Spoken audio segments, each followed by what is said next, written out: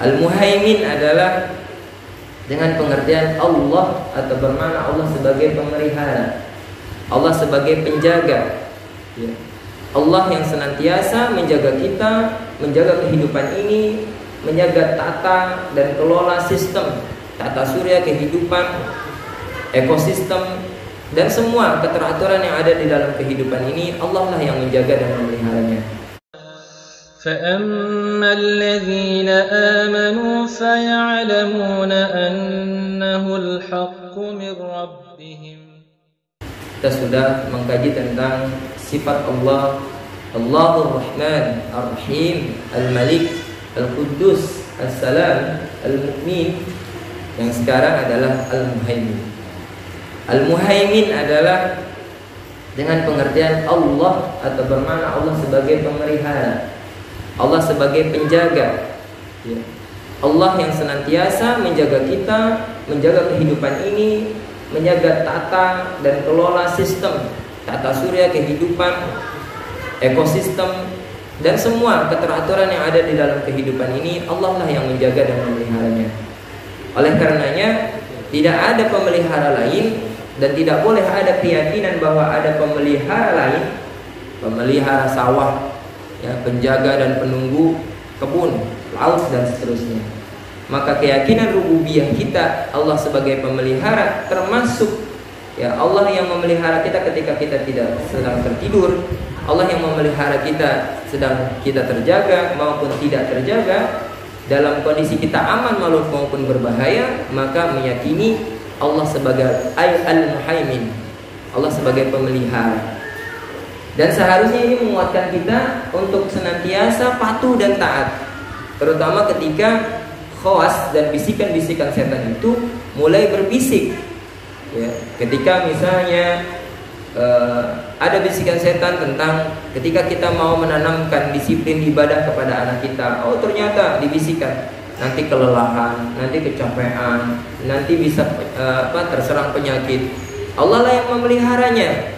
Ketika apa-apa yang kita lakukan sudah maksimal, penjagaan kita sudah maksimal, ya, hal-hal yang sifatnya asbabiyahnya, sunatullahnya kita sudah lakukan, maka dalam rangka meyakini bahwa Allah sang pemelihara, bahwa Allah yang menggenggam segala sesuatu, ya, Allah yang menjaga sesuatunya, termasuk sehat atau tidaknya kita, termasuk selamat atau tidaknya kita. Maka memang sekarang itu manusia terlihat aneh, ya. Manusia terlihat aneh. Dalam surat Al-Kahfi, walaqad sarrafna fi hadhil Qur'an. Surat Al-Kahfi itu halaman ke 5 atau ke-4, ya. Di ayat ke 52 kalau nggak salah. Kita buka bersama. Ya, di surat Al-Kahfi. Walaqad sarrafna fi hadhil Qur'an lin-nasi min kulli mathal. Allah Subhanahu wa taala memesankan, dan sungguh aku telah jadikan perumpamaan-perumpamaan, pelajaran-pelajaran yang bisa diambil dalam Al-Qur'an ini, fi hadzal Qur'an, ya, linnas, untuk manusia, ya, min kulli mathal, dari semua perumpamaan dan pembelajaran, dari semua hikmah-hikmah, dari hukum-hukum Allah, dari syariat-syariat, mengapa begini, mengapa begitu, dijelaskan oleh Allah. Banyak di antara perintah-perintah tidak hanya Allah perintahkan, tapi dijelaskan lewat baik itu ayat maupun hadis, dijelaskan. Mengapa kita tidak boleh mengucapkan ucapan hari raya orang lain di luar Islam? Ada penjelasannya. Tapi apa? Wa kana al-insanu, ya, dan kebanyakan manusia, ya, apa yang mereka lakukan, ya, dan kebanyakan manusia syai'an jadala, dari setiap segala sesuatu, ya, adalah, ya, aktsara syai'an jadala. Maaf, aktsara syai'un jadala. Jadi setiap dari sebagian besar permasalahan manusia itu memang tukang berjidal, tukang pembangkang. Kembali kepada sifat Al-Muhaimin sebagai penjaga, bahwa Allah lah yang menjaga, dan ketika kita mengimani Allah sebagai penjaga, pemelihara, maka kita tidak pernah gentar untuk mengatakan yang benar, melakukan yang benar, mempertahankan keimanan dan identitas kita, mempertahankan idealisme kita sebagai seorang mukmin, seorang beriman dengan batasan-batasan syariatnya. Itu adalah praktek yang paling dekat dari kita memaknai Al-Muhaimin. Jadi tidak ada pernah rasa takut. Orang-orang yang beriman makanya tidak pernah rasa takut kecuali kepada Allah Subhanahu wa taala. Yang kedua, dalam kajian sini kita singkat-singkat. Yang kedua adalah Al-Muhaiminul Aziz. Sifat Allah Al-Aziz. Tentu setiap kita sudah mafhum bersama Al-Aziz, ya, sering kali kita dengar Azizun, ya. Azizun Hakim sering digantikan dengan kata Hakim. Banyak di antara kalimat dalam Al-Qur'an ketika Allah menutupnya dengan kata Aziz, berarti indikasi bahwa ketika ada pelanggaran-pelanggaran, termasuk di surat Al-Hasr ayat 32, ya.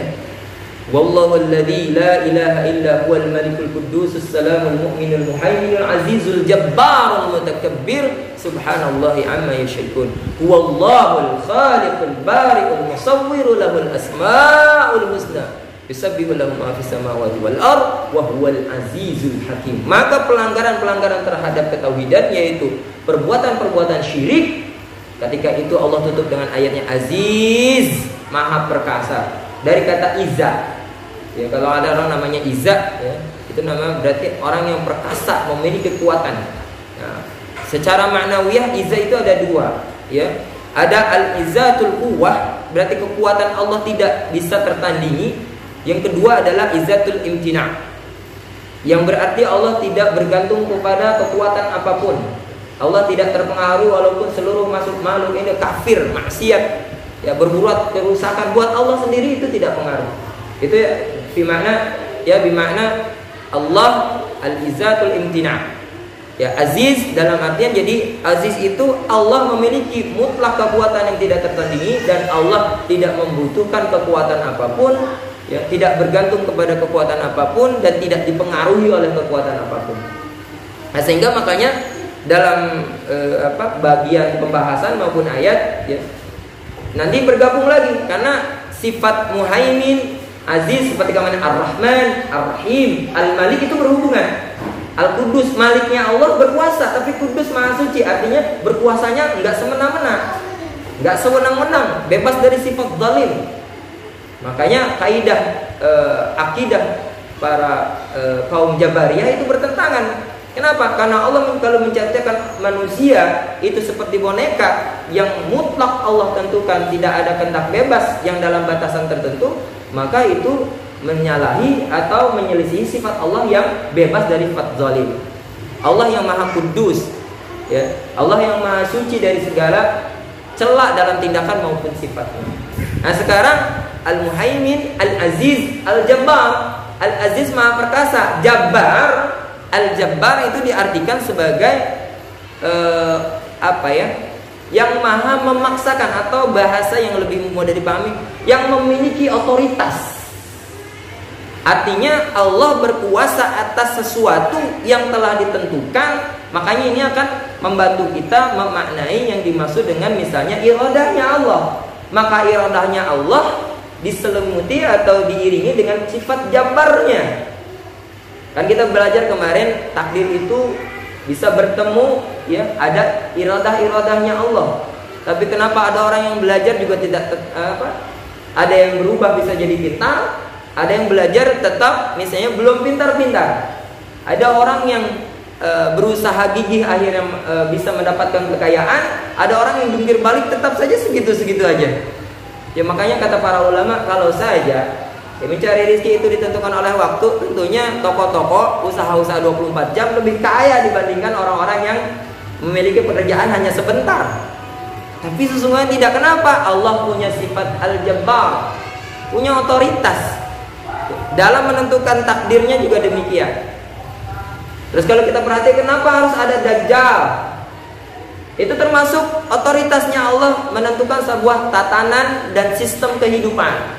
Kalau kita pikir, kenapa harus Dajjal? Diberikan kuasa untuk menghidupkan orang, bisa kuasa untuk menyesatkan orang, seolah-olah Allah membiarkan orang-orang itu sesat. Bukan. Terlepas dari kajian nanti bahwa Allah memuji dan seterusnya, tapi di sisi itu ada sifat jabarnya Allah. Terus kenapa harus ada iblis? Kenapa harus ada iblisnya? Atau makanya ketika kita mengimani Allah sebagai Al-Jabbar, kita tidak akan pernah kesel yang berlebihan, ya, gondok yang berlebihan. Nah, ketika orang yang mengimani Allah sebagai Al-Jabbar, punya otoritas yang mutlak, maka hidupnya akan tenang. Nggak akan ada yang kecewa. Kenapa? Orang yang kecewa itu karena merasa bahwa apa yang dia rencanakan mutlak akan terjadi, atau apa yang dia inginkan mutlak yang terbaik buat dia. Maka kalau kita sudah bisa menggugurkan sifat-sifat bahwa kita mengakui atau merasa bahwa apa yang kita rencanakan itu bagian yang terbaik dalam hidup kita, maka kita termasuk insya Allah akan menjadi orang-orang yang tidak pernah kecewa dan sedih. Makanya pentingnya sebuah pemahaman akidah yang baik, sehingga mendatangkan kebahagiaan yang tidak bisa didapat dengan sekedar memiliki harta atau anak yang banyak, ya, atau memiliki kedudukan yang tinggi. Banyak orang yang merasa tidak tenang, merasa tidak aman terus. Kenapa? Terancam, takut usahanya rugi, takut nanti di PHK bagaimana. PHK-nya 10 tahun lagi, menderitanya udah dari sekarang. Nah, ini kan luar biasa, ya. Dan itu tidak akan pernah terjadi kalau orang-orang, ya, orang-orang beriman itu meyakini bahwa Allah punya otoritas dan memiliki kehendak yang mutlak, tidak bisa diganggu. Jadi kita dibatasi oleh ketentuan-ketentuan Allah yang sudah memang menjadi ketentuan yang bisa dirubah, yang tidak bisa dirubah. Adapun ada yang bisa dirubah dengan kehendak dan iradahnya Allah, ya, dengan asbabiyah dan qadar-qadar yang lain. Tapi ada bagian-bagian tertentu yang memang kita harus menerimanya dengan ikhlas. Summa yumitukum summa yuhyikum summa ilaihi turja'un.